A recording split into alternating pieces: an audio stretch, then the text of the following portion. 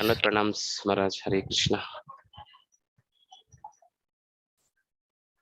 Making co-host. Om Namo Bhagavate Vasudevaya.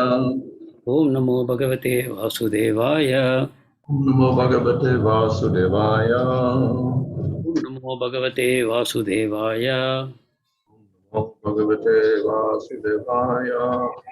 Om Namo Bhagavate Vasudevaya. Namo Vishnupadaya Krishna Prasthaya Bhutale Srimate Bhaktivedanta Swami Nityanamane. Namaste Saraswati Deve Gauravani Prachardane Nirvishesha Shunyavadi Pashatya Deshatalane Sri Krishna Chaitanya Prabhu Nityananda Sri Advaita Gadadhar Shivasti Gaurav Hare Rama Rama Rama Hare Hare. Reading from Srimad Bhagavatam 11 chapter 18 verse, what is it, 37? 37, Maharaj. Yes, Maharaj. 37. Tasya vikalpākhyā mad-vīkṣayā hatā ā-dehāntāt kvacit khyātis tataḥ sampadyate mayā.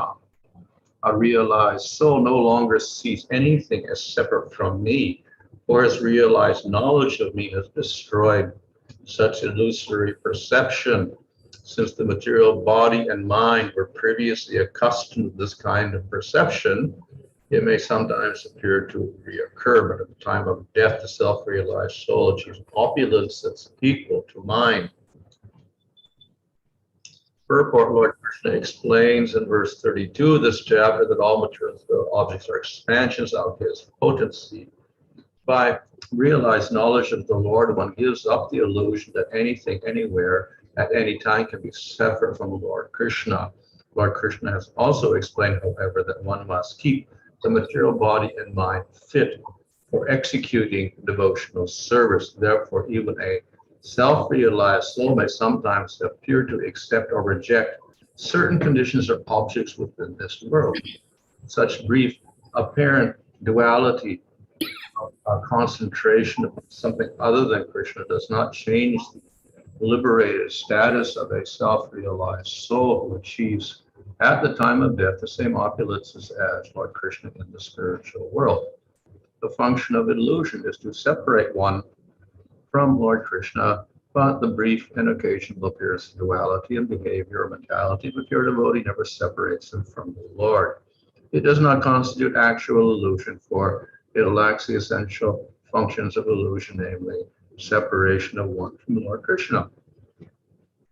Srila Bhaktisiddhanta Saraswati Thakur describes a self-realized devotee as follows. The devotee of the Lord does not see anything as separate from Lord Kṛṣṇa, and thus does not consider himself to be a permanent resident of the material world. At every moment, the devotee is moved by his desire to serve Lord Kṛṣṇa, just as those who are inclined to sense gratification pass their time making arrangements for their enjoyment. Similarly, the devotees are busy throughout the day arranging their devotional service to Lord Kṛṣṇa. Therefore, they have no time to act like materialistic sense enjoyers.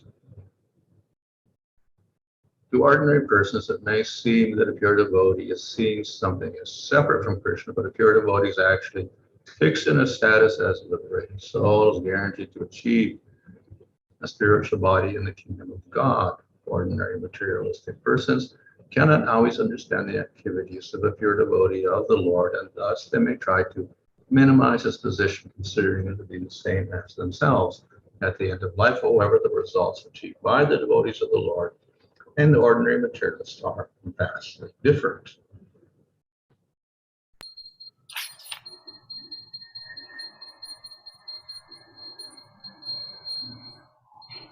So this verse is describing the vision of a advanced devotee. இந்த ஸ்லோகம் ஒரு முன்னேறிய பக்தருடைய கண்ணோட்டத்தை விளக்குகிறது. And it says he doesn't see anything separate from the Lord. அவர் எதையும் பகவானிலிருந்து தனியாக காண்பதில்லை என்று கூறப்படுகிறது. Now, of course, a skeptic or a impersonalist will take this as meaning everything is one. அருவவாதியாகவோ நாஸ்திகராகவோ இருக்கக்கூடிய ஒருவர் கூட அனைத்தையும் ஒன்றாக கருதுவார். And throughout the Bhagavatam and other works also we'll find many statements about seeing everything as the Lord. பாகவதத்திலும் பல சாஸ்திரங்களிலும் கூட கூறப்பட்டிருக்கிறது அனைத்தையும் பகவானாக காண வேண்டும் என்று. And then the impersonalist merges into the Lord and becomes one with everything. அருவவாதி பகவானுக்குள் கரைந்து போய் ஒன்றாக போகிறார். So this of course is an expression of the philosophy of Shankaracharya, which says that actually only Brahman exists, nothing else really exists. இது சங்கராச்சாரியருடைய கொள்கையாகும். அவர் பிரம்மன் மட்டுமே இருக்கிறது, வேறு ஒன்றும் தனியாக இல்லை என்று கூறுகிறார். And the whole goal of spiritual life is to experience oneness. ஆன்மீக வாழ்க்கையின் ஒரே நோக்கம் இந்த ஒருமைப்பாட்டை உணர்வதுதான். When we speak of duality or see duality, that is maya. இரட்டையை பற்றி பேசுவதோ அதை உணர்வதோ மாயையாகும். Actually unreal. அது பொய். So our bodies, all the living entities in the material world, all the separate jivas, all matter, all the universes, etc., all illusion. நமது உடல், இதர உயிர்வாழிகளின் உடல் மற்றும் இங்குள்ள ஜட பொருட்கள், இந்த பிரபஞ்சங்கள் அனைத்துமே மாயத் தோற்றம். And the whole purpose is to get rid of that, and then everything becomes one. நம்முடைய நோக்கம் இந்த வித்தியாசங்கள் அனைத்தையும் துறந்து அனைத்துடன் ஒன்றாவதுதான். So here it seems that there is a similar type of vision. Everything, the Lord is everything. இங்கு விளக்கப்பட்டுள்ளதும் அதே போல நமக்கு தோன்றுகிறது. பகவான் தான் அனைத்தும் என்று கூறப்படுகிறது. However, the intention is quite different. ஆனால் இங்கு நோக்கம் மிகவும் வித்தியாசப்படுகிறது. Now certainly there are statements of oneness stated in the Upanishads and other scriptures. ஒருமைப்பாட்டை பற்றி நிச்சயமாகவே உபனிஷத்துகளிலும் சாஸ்திரங்களிலும் பல வாக்கியங்கள் இருக்கின்றன. And the Mayavadis take those statements and then say oneness is the absolute truth. மாயாவாதிகள் இந்த வாக்கியங்களை மட்டும் தனியாக எடுத்து இந்த அனைத்தும் ஒன்று என்பதுதான் பரம சத்தியம் என்று கூறுகிறார்கள். Some of our acharyas, of course, like Madhva, will reject such statements as not being really true. நம்முடைய ஆச்சாரியர்களில் சிலர், குறிப்பாக மத்வாச்சாரியார், இவை அனைத்தும் பொய் என்று நிராகரிப்பார்கள். So he claims everything is different.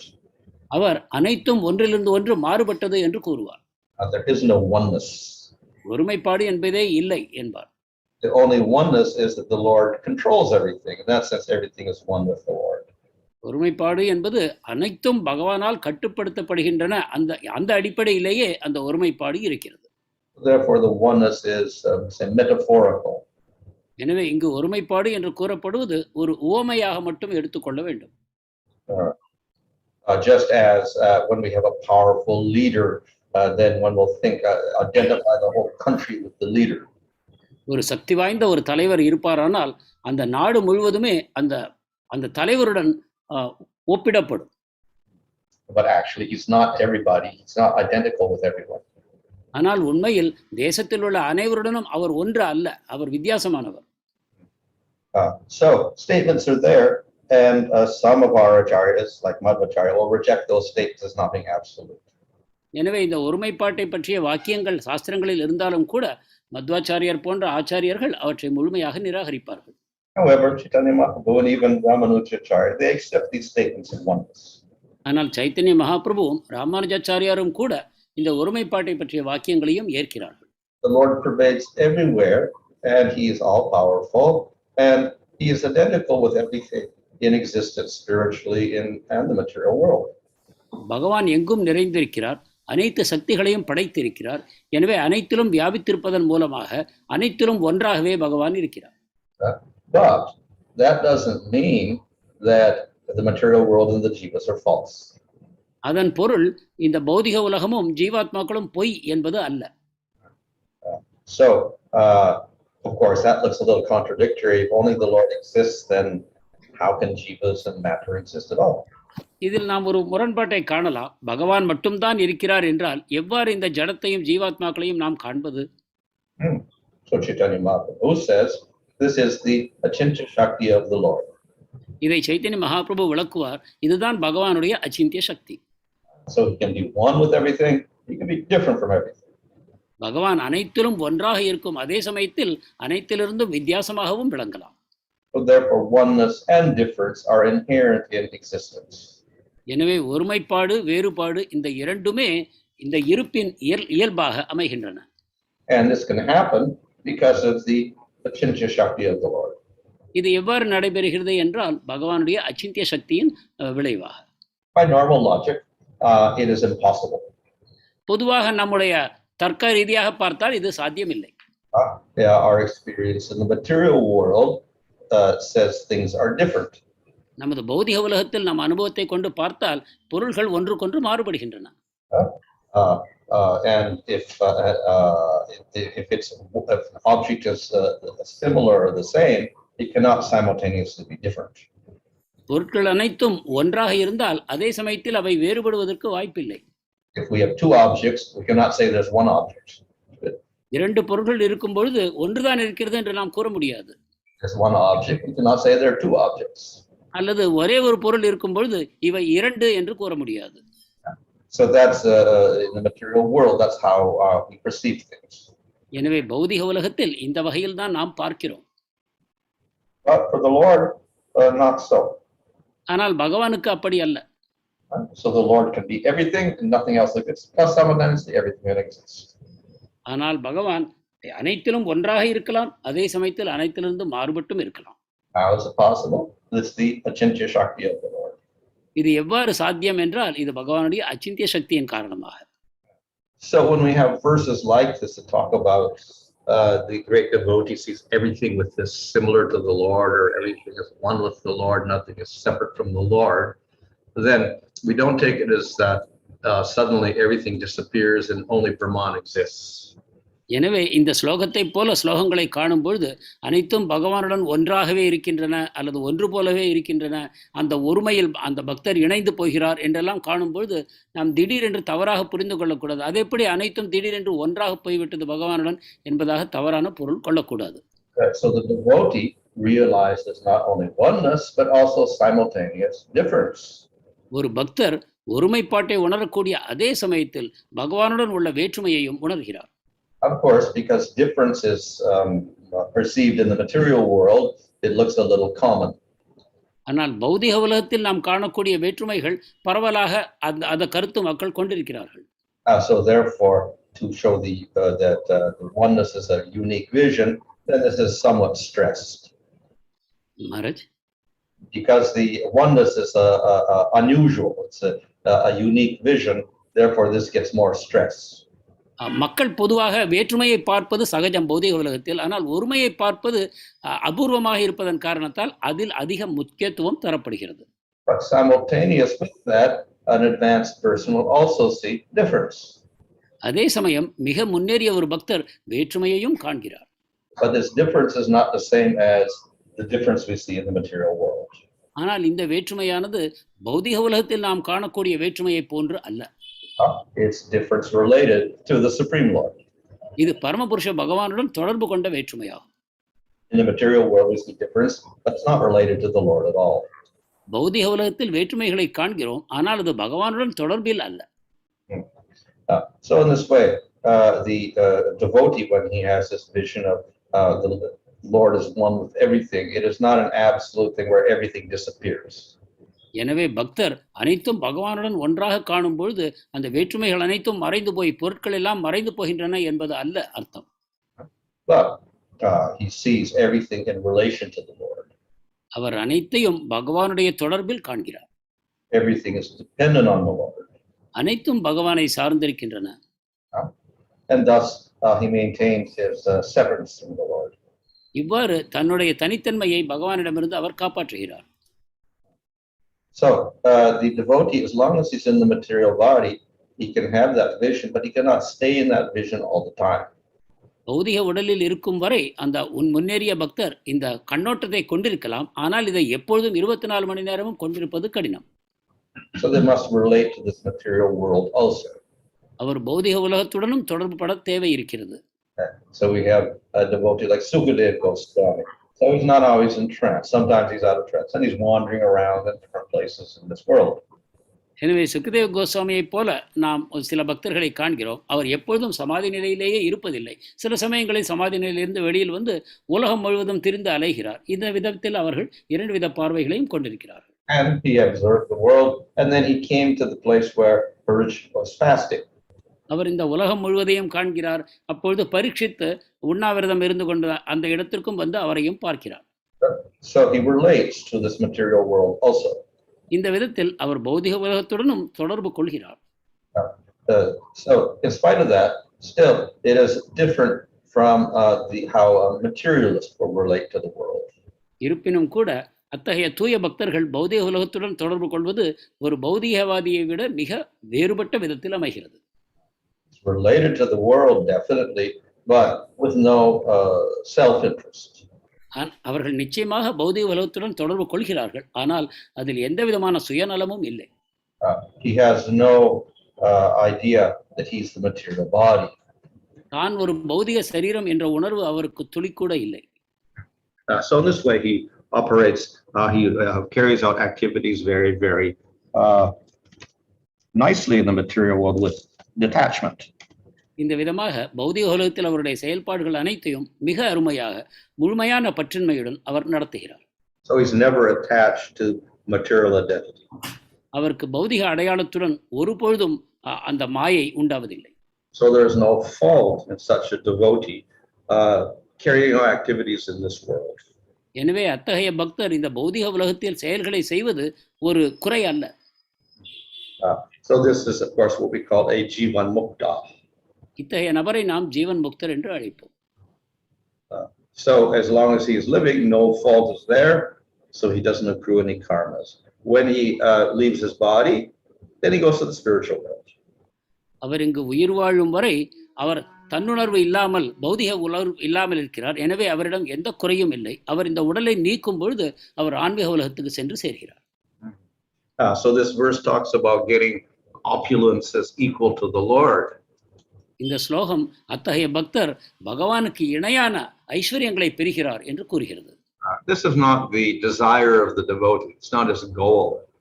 இது ஒரு பக்தருடைய ஆசை அல்ல, அவருடைய லட்சியமும் அல்ல.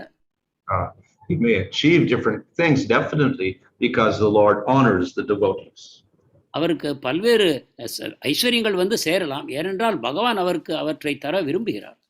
But the Bhagavatam also says that the devotees, they will not accept salokya, sarsti, samipya, etc. unless there's service to the Lord. ஆனால் பாகவதம் இவ்வாறு கூறுகிறது, அத்தகைய பக்தர்கள் சாலோக்கிய, சாமீப, சாஷ்டி போன்ற அந்த உயர்ந்த முக்திகளை பகவானுக்கு சேவைக்கான வாய்ப்புகள் இருந்தால் மட்டுமே ஏற்கிறார்கள், இல்லாவிட்டால் நிராகரிக்கிறார்கள்.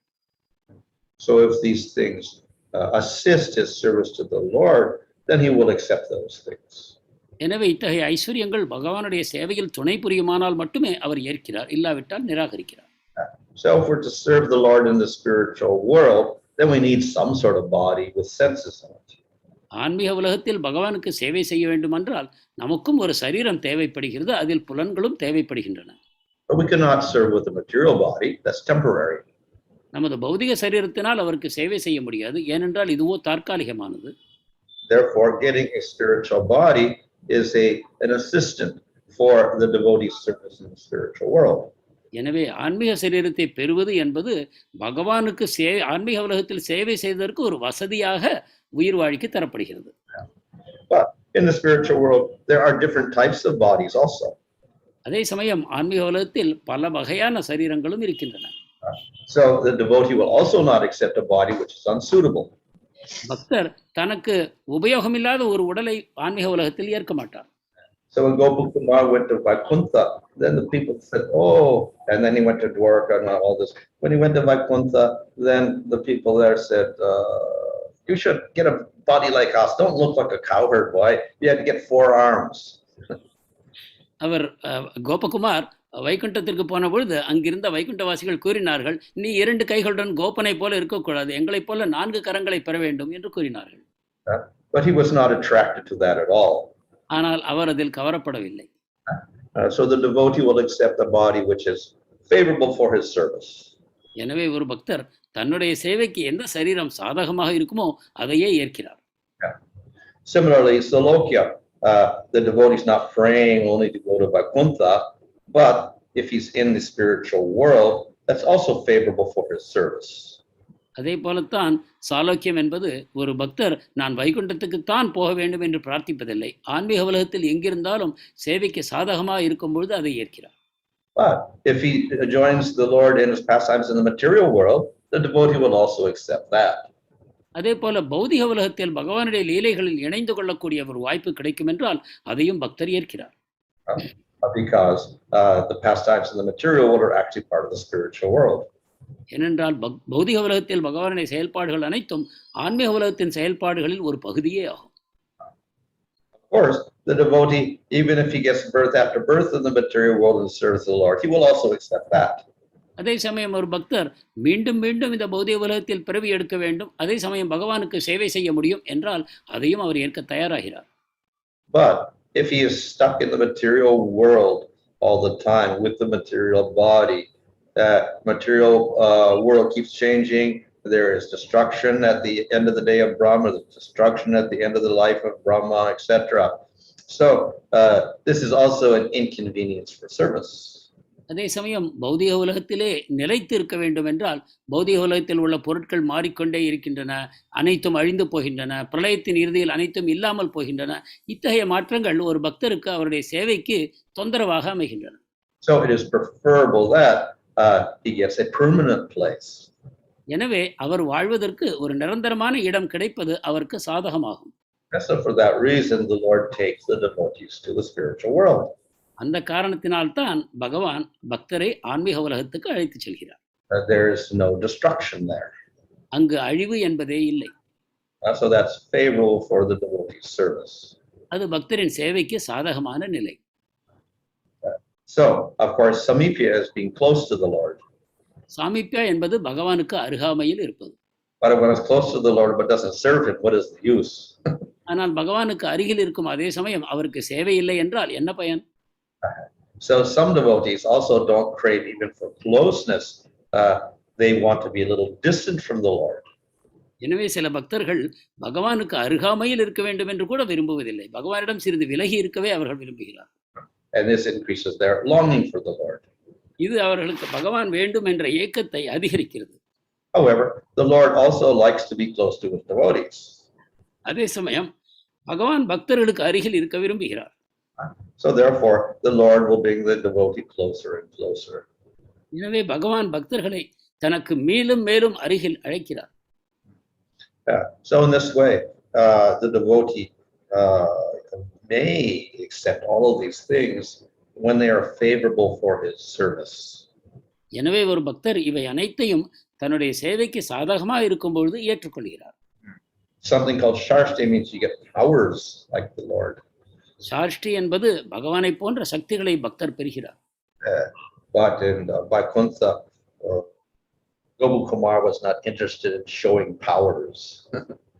ஆனால் வைகுண்ட லோகத்தில் கோபகுமார் சென்ற பொழுது அத்தகைய சக்திகளை வெளிப்படுத்த வேண்டும் என்ற ஆசை அவரிடம் வரவில்லை. We see that the devotees in Vrindavan, they don't show powers. They act like normal human beings. விருந்தாவனத்தில் உள்ள பக்தர்களை நாம் காண்கிறோம். அவர்கள் தங்களுடைய சக்திகளை காட்டுவதில்லை. அவர்கள் எப்பொழுதும் சாதாரண மனிதர்களைப் போலவே நடந்து கொள்கிறார்கள். So though they may have all powers, they don't manifest powers. அவர்களுக்கு இந்த அனைத்து சக்திகளும் இருந்த பொழுதிலும் கூட அவற்றை அவர்கள் வெளிப்படுத்துவதில்லை. What is favorable for their service, if they have to, maybe they will show, but otherwise they don't. சேவைக்கு சாதகமாக அமையுமானால் அவர்கள் அந்த சக்திகளை வெளிப்படுத்தக்கூடும். மற்ற சமயங்களில் அவர்கள் வெளிப்படுத்துவதில்லை. However, sayujya, merging in the Lord, that is not favorable for service at all. ஆனால் சாயுஜ்யா எனக்கூடிய முக்தி பகவானுடன் கரைந்து போவது அது சேவைக்கு எந்த விதத்திலும் உதவி செய்வதில்லை. And therefore, the devotees always reject that. எனவே ஒரு பக்தர் அதை எக்காலத்திலும் நிராகரிக்கிறார். So that is the goal of the impersonalist, but it is completely rejected by the devotees. அருவவாதியின் லட்சியமாகிய பகவானுடன் கரைந்து போவது என்பது பக்தரால் எப்பொழுதும் நிராகரிக்கப்படுகிறது. So in this way, the Lord makes arrangement for the devotee, and he chooses what is most favorable, and the devotee accepts that. இவ்விதமாக பகவான் அனைத்து விதமான ஏற்பாடுகளையும் பக்தருக்காக செய்கிறார். பக்தர் அதில் எது தனக்கு சாதகமாக அமையுமோ அவற்றை ஏற்றுக்கொள்கிறார். And because the Lord is controlled by the devotee, he is willing to offer the devotee anything. பகவான் பக்தர்களால் முழுமையாக அடக்கி ஆளப்படுவதன் காரணமாக பக்தர்களுக்காக அவர் எதையும் செய்ய தயாராகிறார். In that sense, he gets opulences like the Lord. எனவே அந்த பக்தர் பகவானுக்கு இணையான ஐஸ்வர்யங்களை பெறுகிறார். Hare Kṛṣṇa. Hare Krishna Maharaj. Balanidhi Prabhu and Srinivas Nitai Prabhu, I am possibly facing some connectivity issues. There is some streaming, but if there is any failure, please take over. So just start reading the questions.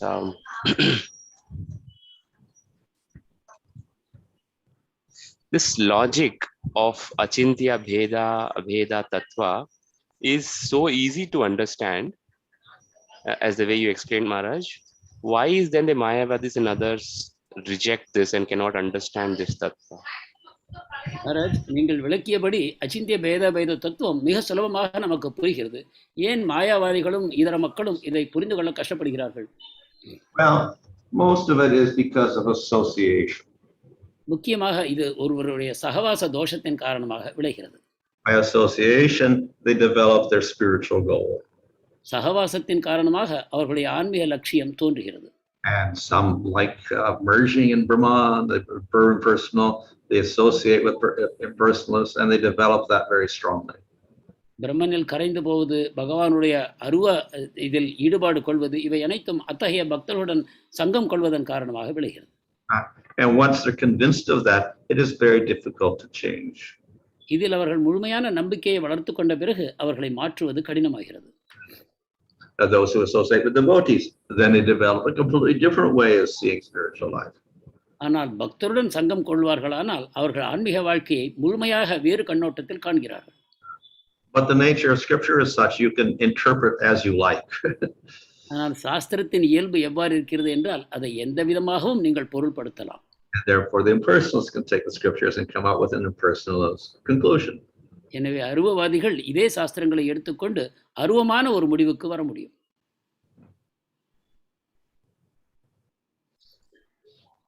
What about a yogi Maharaj who attains liberation?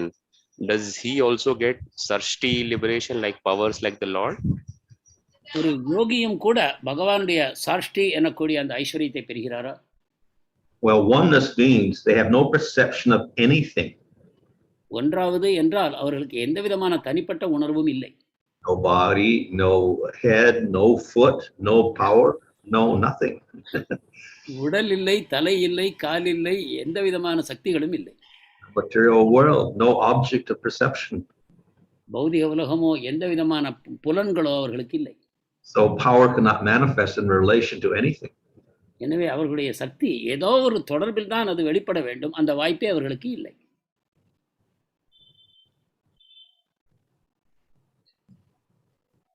So Maharaj, in that sense, if Mayavadis, they say Brahma Satya Jagan Mithya, so even if they understand that we are not the bodies, we are soul, but then they're still in kind of illusion in the overall process. மாயாவாதிகள் பிரம்ம சத்தியம் ஜெகன் மித்யா என்னும் விதத்தில் தங்களுடைய சரீரம் பொய்யானது என்றும் உணர்கிறார்கள். அதே சமயம் அவர்கள் இந்த மாயைக்குள் எவ்வாறு கட்டுப்படுகிறார்கள்? Well, by ignorance or illusion, we mean that we identify with matter and material body. So in that sense, they are free. அறியாமையின் காரணமாக நாம் ஜட உடலை நமது நாமாக கருதி கொள்கிறோம். அதிலிருந்து அவர்கள் விடுபடுகிறார்கள். And Brahman, of course, is an aspect of the Lord. பிரம்மன் என்பது பகவானுடைய ஒரு அம்சம் தான். So if they realize Brahman, they're realizing the Lord in one sense. அவர்கள் பிரம்மனை உணர்கிறார்கள் என்றால் ஒரு விதத்தில் பார்த்தால் பகவானை உணர்கிறார்கள் என்பதுதான் பொருள். So therefore we cannot say they're still in illusion, but they've got partial realization. எனவே அவர்கள் மாயையில் இருக்கிறார்கள் என்று நாம் கூற முடியாது. ஆனால் அவர்களுடைய புரிதல் ஒரு பகுதிதான், முழுமையடையவில்லை. Prahlad Maharaj was unaffected in any situation created by Hiranyakashipu. Was it because he saw every material situation in relation to the Lord? Hiranyakashipu கொல்ல முயற்சி செய்த போதெல்லாம் பிரகலாத் மகாராஜ் அதனால் பாதிக்கப்படவில்லை. இது அவர் எல்லா பௌதிக நிலைகளையும் பகவானுடன் தொடர்பு படுத்தி கண்டதால் உண்டான விளைவா? Yes, he is an example of remembrance. So he's always remembering Vishnu. So consequently, he was not really concerned about any material situation. ஆமாம், அவர் எப்பொழுதும் பகவானுடைய ஸ்மரணையில் இருந்தார். அனைத்தையும் பகவானுடைய தொடர்பில் கண்டார். எனவே வெளிப்புறமான நிகழ்வுகள் அவரிடம் பாதிப்பை உண்டாக்கவில்லை.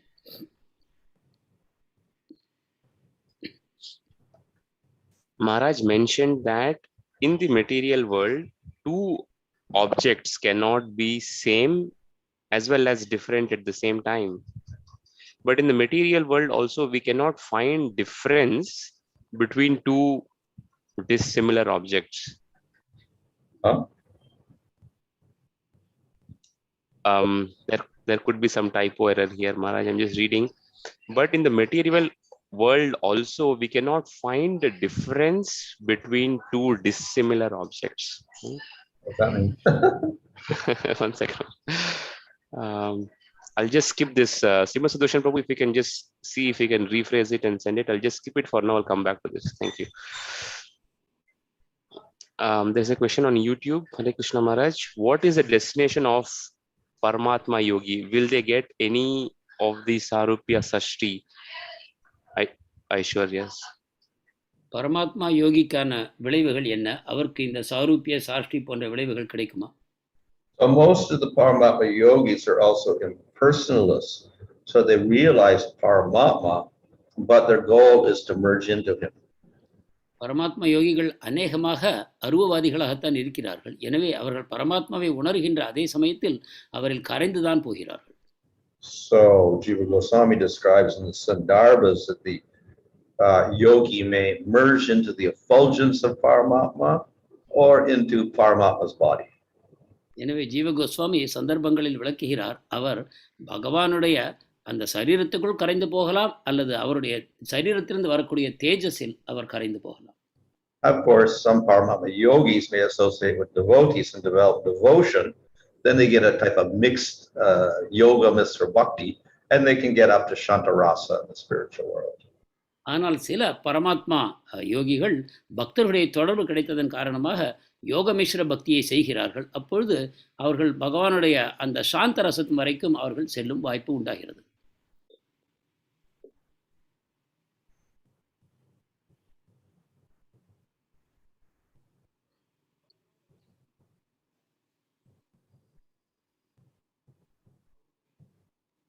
Hare Krishna, Suresha Prabhu.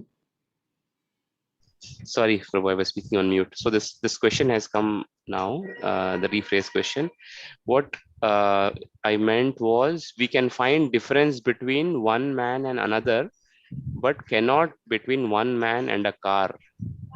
So difference is possible between similar objects, but not dissimilar objects. Okay. Isn't a car and a person different? Yeah, I mean, the question is that we can find out differences in the objects which are actually similar. So if, let's say one is black and one is white, fair, but the Prabhu's question is, how do we find differences between which are fundamentally so different, a man and a car? Well, there's more difference. So for instance, you've got two oranges. They are different objects, but they're similar in qualities, and therefore we call them oranges. Then we will take an orange and an apple. They're both fruits, so they got similarity because they're both fruits, but they got more difference than two oranges, yeah? Orange and apple. Then we take banana. It's also fruit, so it's the same, but it's completely different. It's not even circular. It is longish, and the taste is much different. So there's more differences. So then we take a fruit and a vegetable. It's even more different, but they're similar because they're plants. But they got more differences. The vegetable's not sweet. You probably have to cook it in order to eat it, etc. So there's more differences. Then if we come to a fruit and a rock, very different. Not much commonality. Also, we'll say it is very different. It has you can't eat it or anything like that. So there is a difference. Small differences, and there's bigger differences. So we have differences in the material world. The broad differences are differences between jivas and prakriti and Supreme Lord. These are the big differences. கேள்வி என்னவென்றால், இரண்டு பொருட்களுக்குள் ஓரளவு தொடர்பு இருந்தால் மட்டுமே அவற்றுக்குள்ள வேற்றுமையை நாம் பார்க்க முடியும். இரண்டு பொருள்களும் மிகவும் வித்தியாசமாக இருந்தால் அவற்றுக்குள்ள வேற்றுமையை காண்பதும் கடினம். அதற்கு மகாராஜ் கூறிய பதில் உண்மைதான். அந்த இரண்டு பொருள்கள் மிகவும் வித்தியாசமாக இருந்தால் அவற்றை வித்தியாசமானவை என்று நாம் குறிப்பிடுவோம். உதாரணமாக ஒரு ஆரஞ்சு பழத்தையும் ஆப்பிள் பழத்தையும் எடுத்துக்கொண்டால் அவை உருண்டையாக இருக்கின்றன, இரண்டும் பழங்கள். அதனுடன் ஒரு வாழைப்பழத்தை இணைத்து பார்ப்போமானால் வாழைப்பழத்தின் உருவம் கூட வேறாக இருக்கிறது, ஆனால் அதுவும் பழம்தான். மேலும் அவற்றை ஒரு பாறையுடன் ஒப்பிடுவோமானால் முழுவதும் வித்தியாசமாக இருக்கின்றன, அவற்றை நாம் உண்ணக்கூட முடியாது. இந்த விதத்தில் பொருட்களுக்குள் வேற்றுமைகளை நாம் காண்கிறோம். ஆனால் முக்கியமான வித்தியாசம் இந்த பௌதிக உலகத்தில் எங்கு இருக்கிறது என்றால், ஒரு ஜீவன், ஒரு ஜடம், பகவான், இந்த மூன்றுக்கிடையில் தான் அதிகபட்சமான வேற்றுமைகளை நாம் காண முடியும். So in the Lord, there's ultimately no difference. He may have different avatars, different forms, but actually it's only one Lord. ஆனால் பகவானுக்குள் வேற்றுமைகளை காண முடியாது. அவர் பலவிதமான அவதாரங்களை எடுத்தாலும் கூட அவர் ஒரே ஒரு பகவான் தான். The jivas by definition are infinite in number, so they're not one, they're many. ஆனால் ஜீவன்கள் இயல்பாகவே எண்ணற்றவர்கள், அவர்கள் ஒன்றாக ஆவதில்லை, பல எண்ணிக்கைகளில் இருக்கிறார்கள். That means one jiva is different from another jiva. இதன் பொருள் ஒரு ஜீவன் மற்ற ஜீவன்களிடமிருந்து வித்தியாசப்படுகிறார். They're a different consciousness. அவர்களுடைய உணர்வுகள் மாறுபடுகின்றன. So they're all similar, and they're all omniscience of the Lord. They have consciousness, etc., etc. They have similarity, and therefore they're all called jiva tat or tasya shakti. But each one is different from every other jiva. அவர்கள் பகவானுடைய அம்சங்களாக இருக்கிறார்கள், அனைவருக்கும் உணர்வுகள் இருக்கின்றன. இந்த விதத்தில் அவர்களுக்குள் ஒரு ஒருமைப்பாடு இருந்தாலும் கூட ஒரு ஜீவன் மற்ற ஜீவன்களிடமிருந்து எப்பொழுதும் மாறுபடுகிறார். But all the jivas are completely different from Supreme Lord, even though they got similarities because they're both conscious. அதே சமயம் அனைத்து ஜீவன்களும் பகவானிடமிருந்து எப்பொழுதும் மாறுபடுகிறார்கள். ஒரு ஒற்றுமை இருந்தாலும் கூட, அவர்கள் அனைவரும் பகவானுடைய அம்சங்கள் என்று இருந்தாலும் கூட அந்த வேற்றுமையானது நிரந்தரமானது. But the jivas are more different from matter because matter is not conscious at all. ஆனால் ஜீவாத்மாக்கள் ஜடத்திலிருந்து மிகவும் வேறுபடுகிறார்கள், ஏனென்றால் ஜடத்துக்கு உணர்வு என்பதே இல்லை. And with creation, matter also manifests difference. So therefore we get the hatā, ākhyā, and gross material elements, senses, and sense objects. All this is difference within matter. மேலும் அந்த ஜட இயற்கை சிருஷ்டியின் பொழுது அந்த ஜட இயற்கைக்குள்ளே கூட பலவிதமான வேற்றுமைகள் தோன்றுகின்றன. உதாரணமாக அகங்காரம், புலனுகர்ச்சி பொருட்கள், அவற்றுக்குள் உள்ள வேற்றுமைகள், இந்த விதமாக ஜடத்திற்குள்ளும் பல வேற்றுமைகள் அமைந்திருக்கின்றன. Because it's all unconscious, then we say it's all matter. எப்பொழுது உணர்வு என்பது இல்லையோ அவை அனைத்தையும் நாம் ஜடமாக கூறுகிறோம். So the different aspects of matter are different from each other, but they have some common characteristic as well. எனவே ஜட இயற்கைக்குள், அந்த ஜட பொருட்களுக்குள் பலவிதமான வேற்றுமைகள் இருந்தாலும் கூட அவற்றுக்குள் அந்த ஒற்றுமையாவது இருக்கிறது. So just follow up from the same Bhakta Maharaj. So we can say that that there is a quantitative difference between Bhagavan and Jivas, but because there is qualitative oneness between one and the Bhagavan. கேள்வி: எனவே நாம் பகவானுக்கும் ஜீவனுக்கும் இடையில் அளவில் வேற்றுமை இருக்கிறது, ஆனால் குணத்தில், தரத்தில் ஒற்றுமை இருக்கிறது என்று கூறலாமா?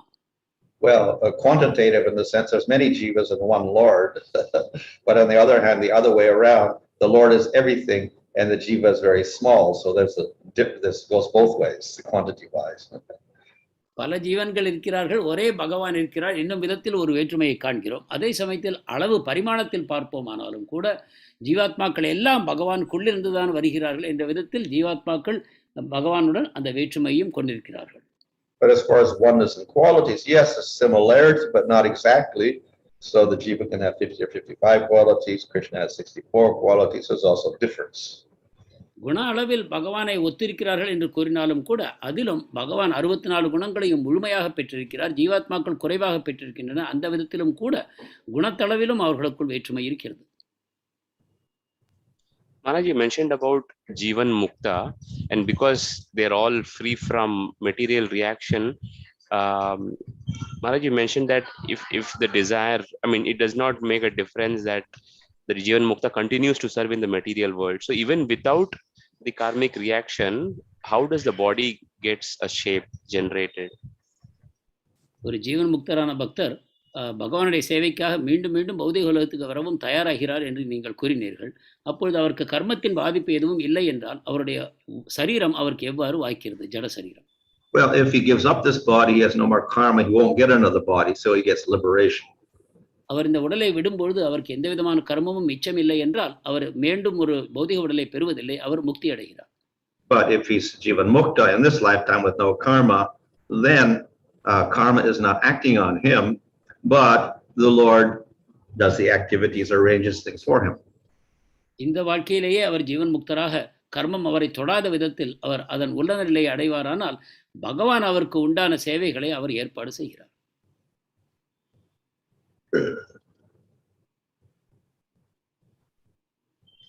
Yes, Maharaj. One second. There are a lot of questions, Maharaj. I'm just trying to see which one we. Okay. When the Lord addresses those who do not surrender to Him as dushkritina, mudha, naradhama, and asura, He is condemning such people, or is He concerned about them because the Lord is not partial to anyone? பகவான் தன்னிடம் சரணடையாதவர்களை துஷ்கிருதினா, மூடா என்று பலவிதமான அவச்சொற்களை கூறி அழைக்கிறார். அது அவர்களை வெறுப்பதன் காரணமாகவா அல்லது அவர்கள் மேல் உள்ள பரிவின் காரணமாகவா?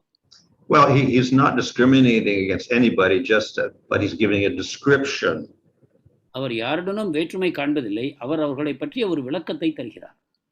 Just as later on in the Bhagavad Gita it says that those who are demoniac, they sink to lower and lower species of life.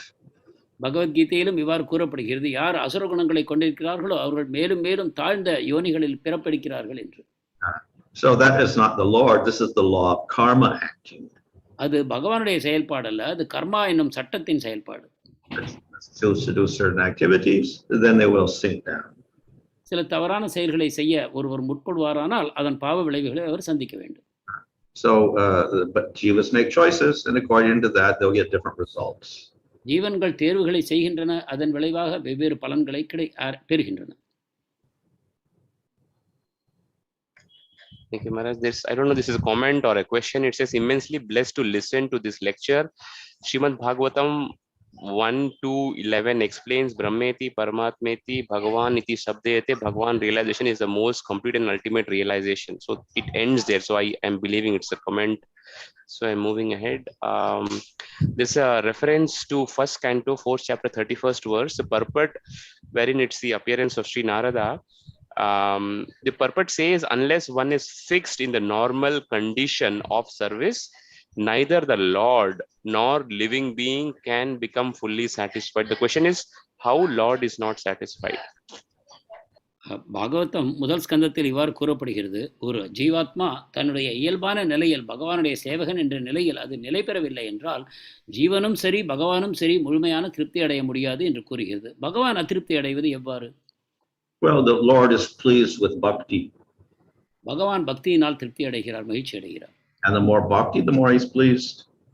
அதிக பக்தியினால் அவர் அதிக திருப்தி அடைகிறார். The less bhakti, the less he's pleased. பக்தி குறையும் பொழுது அவருடைய ஆனந்தம் குறைகிறது. No bhakti, he's neutral. பக்தி இல்லாவிட்டால் அவர் நடுநிலையாக இருக்கிறார். It is said that due to bhakti of a pure devotee, he or she could liberate 21 generations of ancestors. If so, what will be the destination in terms of liberation? தூய பக்தர் தன்னுடைய 21 தலைமுறைகளை விடுவிக்கிறார் என்று கூறப்படுகிறது. அவர்களுடைய எங்கு சென்று சேர்கிறார்கள்? Well, when the Lord, when scriptures make such statements, for the devotee, this will mean that they can go to Vaikuntha. சாஸ்திரங்கள் இவ்வாறு கூறுகிறது என்றால் பக்தர்களை பொறுத்தவரையில் அவர்கள் வைகுண்டத்துக்கு செல்வார்கள் என்பது பொருள். Through devotion, then one produces devotion in others, and they go to the spiritual world also. ஒருவர் தன்னுடைய பக்தியின் காரணமாக மற்றவர்களிடம் அந்த பக்தியை தோற்றுவிக்கிறார். இதன் காரணமாக அனைவரும் வைகுண்டத்தை அடைகிறார்கள். What is the major difference between Madhvācharya philosophy and Ramanujacharya philosophy?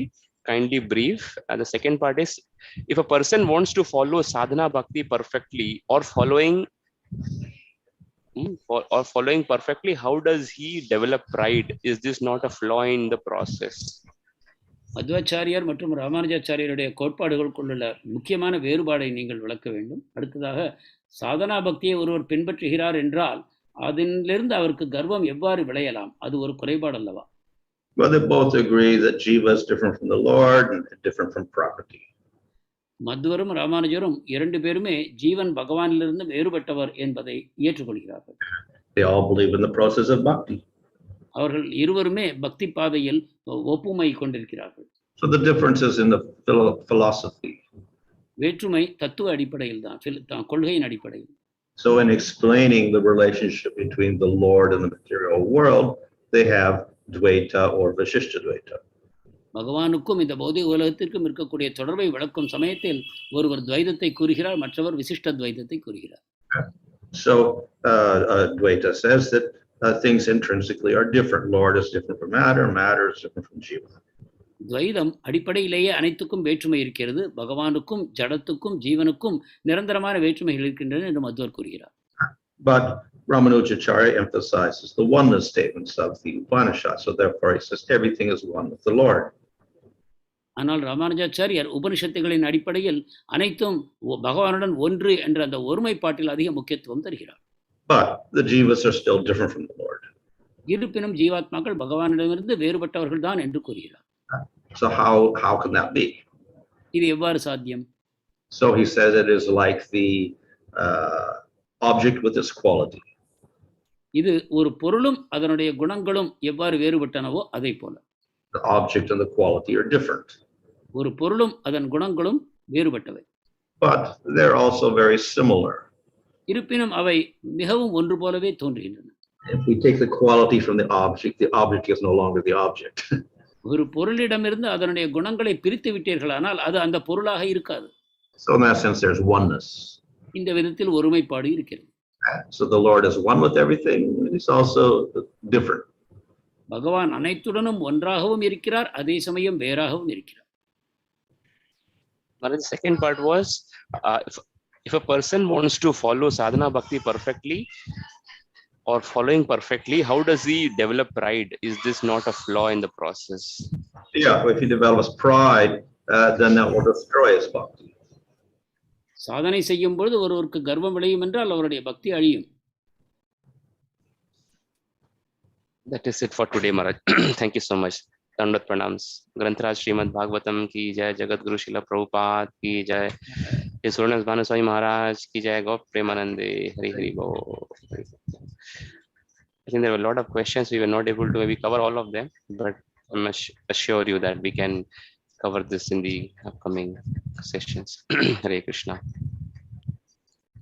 இப்பொழுது அனைத்து கேள்விகளையும் எடுத்துக்கொள்ள முடியவில்லை. மீதி உள்ள கேள்விகள் அடுத்த வகுப்பில் எடுத்துக்கொள்ளப்படும்.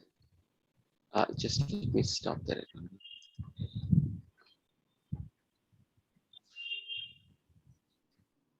Yeah. Okay. Hare Krishna. Good thing is that I think these days again there are a lot of questions coming in from YouTube, so encourage all and request all to please continue putting the questions on YouTube also. Thank you. Hare Krishna. யூடியூபில் அதிகமான கேள்விகள் வருவதை பார்த்து நாங்கள் மகிழ்ச்சி அடைகிறோம். இதை தொடர்ந்து செய்ய வேண்டும் என்று பக்தர்களை கேட்டுக்கொள்கிறோம். I still see questions coming in, so I think we'll have to assimilate them and maybe sometime this week. Yeah, thank you so much. I think good to see so many questions. I think wish we had more time, but I think I'm sure we'll make up some time this week. Okay. முடியாத கேள்விகளை ஏதோ ஒரு விதத்தில் வரக்கூடிய வாரத்தில் இதர வகுப்புகளில் நாங்கள் அதை கேட்பதற்கு ஏற்பாடு செய்வோம். Thank you, Prabhu. I'll quickly cover the reminder for today's evening program on Bhagavad Gita lecture. Today will be the continuation of third chapter, verses 4 and 5, topic being premature renunciation. மூன்றாவது அத்தியாயம் 4-5வது ஸ்லோகத்தின் மேல் இன்று சொற்பொழிவு நடைபெறும். அதாவது முதிர்ச்சி அடையாத நிலையில் துறவு அடைவதை பற்றி. And it will be by Sukriti Madhavi Mataji. Sukriti Madhavi Mataji உரையாற்றுவார். And I'll quickly cover only for tomorrow is the continuation of verses 6 and 7, topic being pretender and a sincere person. நாளை மூன்றாவது அத்தியாயம் 6-7வது ஸ்லோகம் ஒரு ஏமாற்று வேலைக்காரர் அவர் மற்றும் உண்மையானவர் என்பதை பற்றி என்ற தலைப்பில் உரையாற்றுவார். And it will be by Achyuta Gopi Mataji. Achyuta Gopi Mataji உரையாற்றுவார். Okay, and just maybe from Tuesday, it is because it's Ekadashi and Gita Jayanti that day, special program is planned between 7 and 8. I think we'll all get to know what the program is, but just to give a heads up, there will be a special program on Gita Jayanti on Tuesday starting from 7. செவ்வாய்க்கிழமை ஏகாதசியாகவும் கீதா ஜெயந்தி தினமாகவும் இருப்பதால் அன்று ஒரு விசேஷ நிகழ்ச்சிக்கு ஏற்பாடு செய்யப்பட்டிருக்கிறது. அது 7 மணி, மாலை 7 மணிக்கு தொடங்கும். மேலும் விவரங்கள் பிற்பாடு அறிவிக்கப்படும். Okay. Kalanidhi Prabhu, were you facing any audio issues in the beginning? No? Okay, No, maybe it was local on my side then. Maybe Because minutely, not a disturbance. Yeah. What was happening is, I could hear that Maharaj is continuing his talk, and then you also started, or you stopped almost, but then Maharaj also, so both the voices were coming in parallel. So maybe it was happening only to me, so that's why I was worried maybe it's a problem only on my side. I did not experience that. I also did not see Maharaj experiencing any difficulty there. No, I don't think so. Maybe it is on my side. Does not happen very frequently, but okay. All right. So as a regular practice, we'll chant Hare Krishna Maha Mantra thrice for the welfare of all the devotees, and thank you so much for participating. Hare Krishna, Krishna Krishna, Hare Hare, Hare Ram, Ram Ram, Hare Hare, Hare Krishna, Krishna Krishna, Hare Hare Ram, Ram Ram, Hare Hare, Hare Krishna, Krishna Krishna, Hare Hare, Hare Ram, Ram. Let us offer our humble obeisances under the lotus feet of all the Vaishnavas who are like desired trees, ocean of mercy. Vancha kalpatarubhyasya kripa sindhubhyo patitanam pavanebhyo Vaishnavebhyo namo namah. Ananta koti gaur bhakta vrinda ki jai. Thank you so much, Kalanidhi Prabhu. Thank you. It's such a pleasure listening to Maharaj. He's Absolute Prabhu. Sweet nectar, nothing compared. Different level. We are fortunate to be just hearing it. Whether we understand or not, that's different. So fortunate to be hearing those sound vibrations. Hare Krishna. Hare Hare. What just came out from your mouth also was so sweet that just hearing is so good. We don't have to worry if we don't understand it completely or not. We are so fortunate. Hare Hare. Hare Hare. Thank you so much, Mangalmay Malini Mataji, Srinivas Nithai Prabhu. Hare Krishna. Thank you so much.